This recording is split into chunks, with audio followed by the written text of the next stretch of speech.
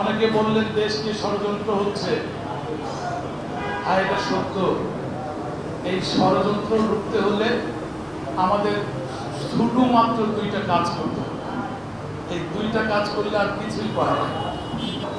প্রথম কাজ, আমরা প্রত্যেকেই দেশনেত্রী বেগম খালেদা জিয়াকে মা বলি, মা ডাকি, সম্মান করি মায়ের মতো। তাহলে আমরা সকলেই সন্তান, আমরা ভাই ভাই। প্রত্যেক ভাই ভাই যদি আমরা ঐক্যবদ্ধ থাকি, ইনশাল্লাহ কোনো ষড়যন্ত্রে কোনো কাজ হবে না।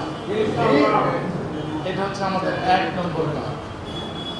2 নম্বর কাজ, দেশ নেত্রী বেগম খালেদা জিয়া যে কথাগুলো, যে কাজগুলো দেখিয়ে দিয়ে গেছেন, শিখিয়ে দিয়ে গেছেন, তিনি জীবনে কাউকে কটু কথা বলেন নাই, অসম্মান করেন নাই, দুর্নীতি করেন নাই, জনগণ কষ্ট পায় এমন কাজ করেন নাই।